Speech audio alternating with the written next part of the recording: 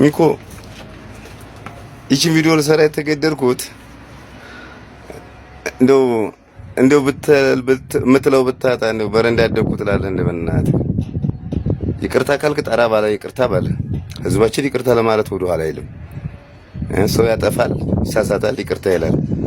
ግን ቢያንስ ያደገበትን ማህበረሰብ ያሳደገውን አባት አብሮ ያደገውን ወንድምት ክዱ ቤተሰብ የለኝም በረንዳ ያደግኩ ሲባል በጣም ተሰማኝ።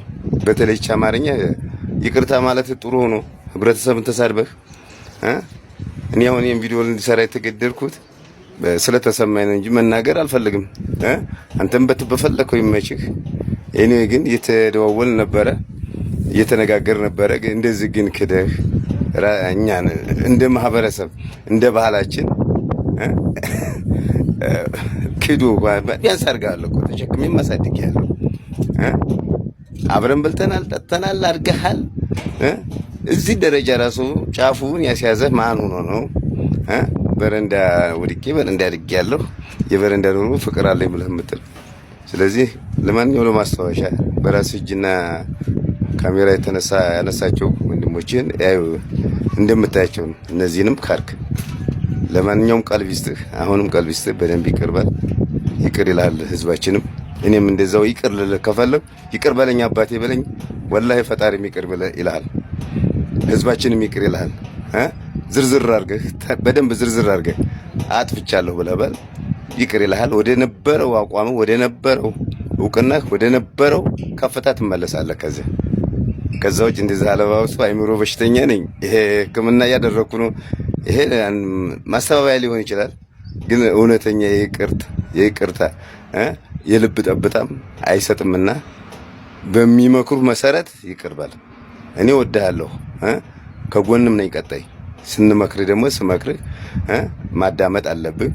ዝም ብሎ ላይ ከፍ ስላልክ እሱ ሊሆን ይችላል ያጨለመብህ። ዝቅ ሲል ነው ሰው ዝቅ ብሎ ይቅርታ ሲል ነው ወደ ነበረበት ሊመለስ ነው። አልበለዚያ በምታምነው እምነት ይሆንብህ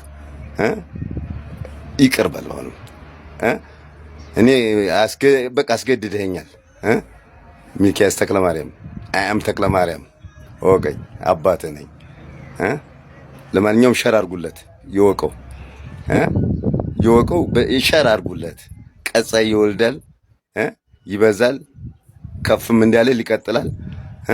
ሀብትና እውቅና ይቀራል አንድ ወቅት። ስለዚህ ይህንን ለማይቀረው ህይወትህ ለመጠሪያህ ይቀርባል። እኔም ይቅር እልሃለሁ። አሁንም ይቅር ብያለሁ። አሁን ልብ እየሰጠህ ነው፣ ተነስተሃል። በዚሁ ቀጥል። ለማንኛውም እንዲደርሰው አድርጉለት። ከፈለጋችሁ መረጃ ከኔ መውሰድ ትችላላችሁ። አመሰግናለሁ።